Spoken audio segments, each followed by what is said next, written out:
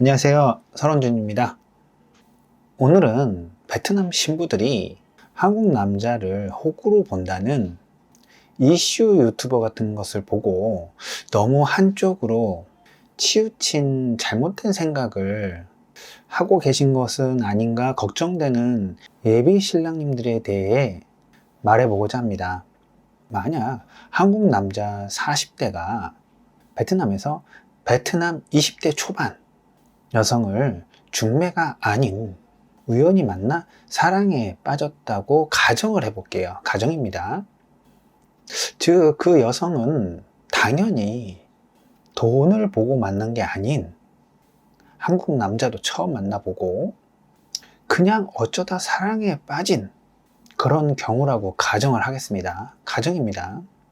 아마 그 베트남 여성은 현지에서 아르바이트나 사회 초년생으로서 10만원에서 30만원 정도를 벌고 있겠네요.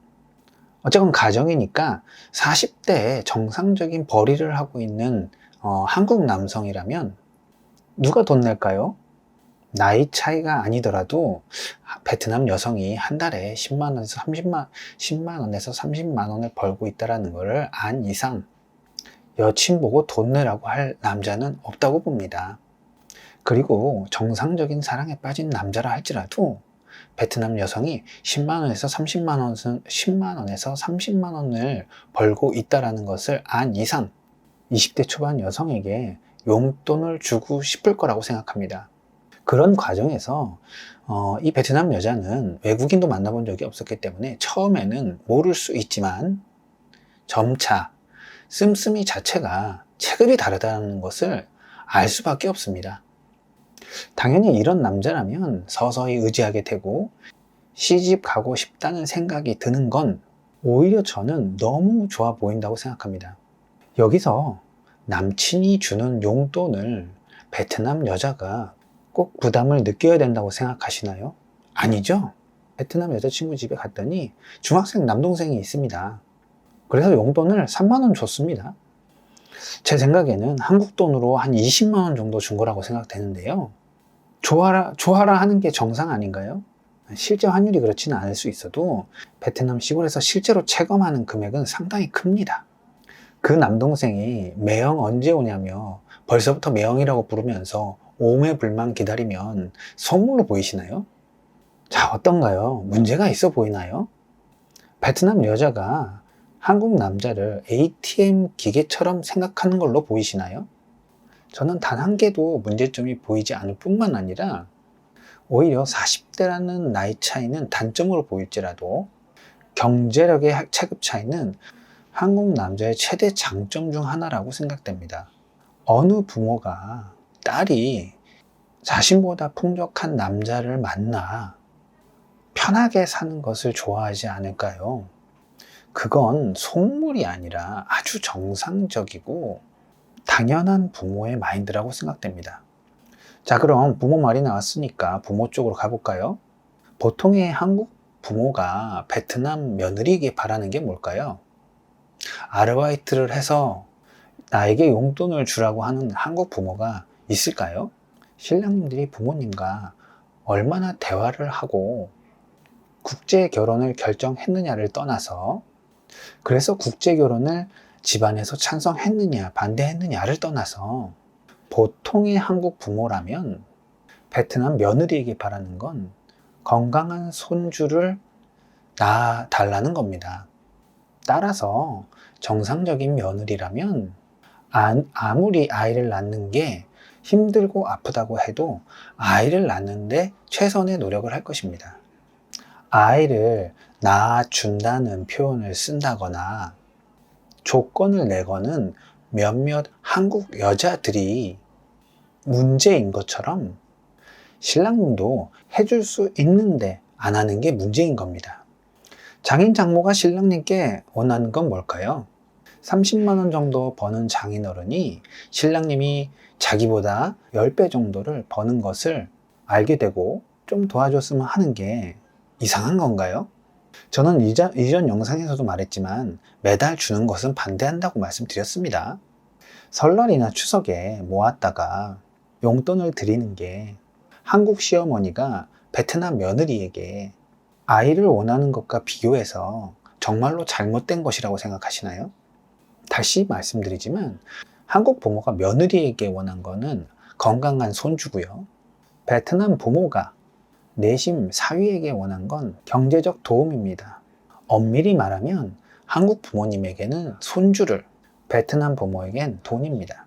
따라서 한국 부모에게 줄 돈까지 합쳐서 베트남 부모에게 주시는 게 맞지 않을까요? 저는 지금 마인드에 대해서 얘기를 하고 있는 겁니다.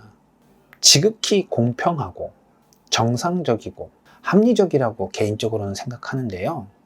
노파심에 말씀드리지만 말이 그렇다는 거지, 마인드가 그렇다는 거지. 당연히 한국 부모님에게도 용돈 드려야죠. 자주 말씀드리지만 베트남 신부가 한국에 오는 이유는 크게 세 가지입니다. 첫째, 베트남에서 하루 종일 일하고 한 달에 30만 원 벌면서 자기의 어머니처럼 늙어 죽을 바에는 한국이라는 잘 사는 나라에 좋은 남편을 만나서 시집가자. 둘째, 신부 부모를 초청해서 돈을 벌어가게 하자. 다들 아시다시피 예를 들어 장인 장모 두 분이 한국에서 1년을 일하고 가면 베트남에서는 상당한 돈으로서 베트남 고향에 집을 짓고 땅을 살 정도의 돈입니다. 만약 3년을 일해서 간다면 베트남 시골에서 집안의 계급 자체가 달라지겠죠. 셋째, 내가 당신의 아이를 낳고 잘 할 테니 우리 베트남 부모가 가난하다. 한국에 일하러 오기 전까지 금전적으로 조금씩 도와줘라. 신랑님도 결혼할 때 신부 집도 보고 신부 아버지 손도 봤죠? 본인도 나이 먹어서 힘들다고요? 그게 젊은 신부를 얻으면서 스스로에게라도 할 소린가요? 어쨌건 월급의 체급 자체가 다릅니다. 술 2번만 줄이세요. 신부는 먼 땅으로 홀로 와서 엄마가 되어가고 있는데 가만 보면 자기 거는 한 개도 안 내려놓으시려는 신랑님들이 가끔 있습니다. 결혼식 비용을 혼자 냈다고요? 한국 여자랑 결혼하면 그 나이 때에 시험관 비용으로만 얼마 깨지는지 아세요? 여기서 계산기를 말하려는 게 아니라 뭘 말하려고 하는지 못 알아듣는 신랑님은 없다고 생각합니다. 앞에서 말한 것 중에 운이 좋아서 3번째 같은 경우는 필요 없는 경우도 있겠죠.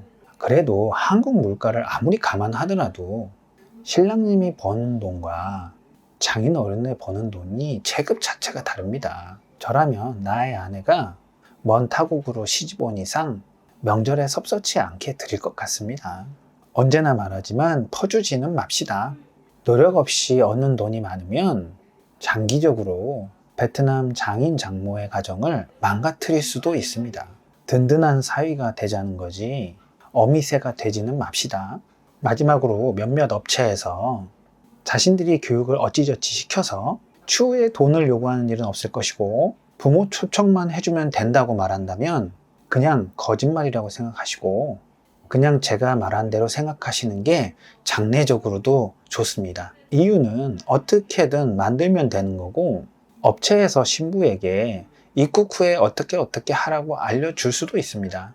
신부가 입국 후라면 엄밀히 대부분의 일은 업체 책임이 아닌 가정사로 들어가기 때문에 업체는 신부 입국 전까지만 신부와 쉬쉬하면 되는 겁니다. 따라서 업체에 현혹되어서 비합리적인 사고에 스스로 빠지지 마시기 바랍니다.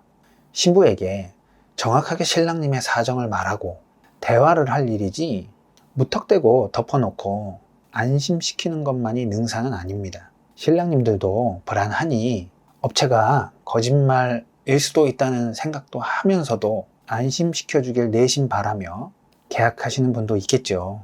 하지만 업체의 역할은 신랑님을 속이는 것이 아닌 이런 일들을 하는 것입니다.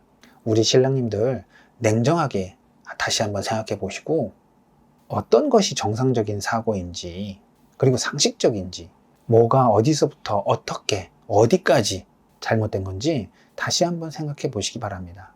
잘못된 생각에 이미 빠져버렸다면 빨리 나오시기 바랍니다.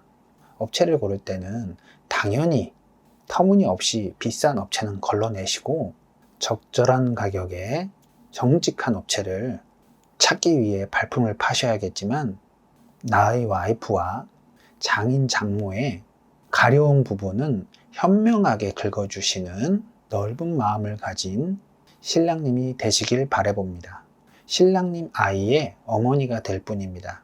마지막으로 몇몇 업체가 저희랑 1,000만 원 가까이 차이가 난다고 들었는데, 신랑님들 제발 발품 파셔서 업체에 줄 돈 결혼 후에 가정을 위해 쓰시기 바랍니다. 감사합니다.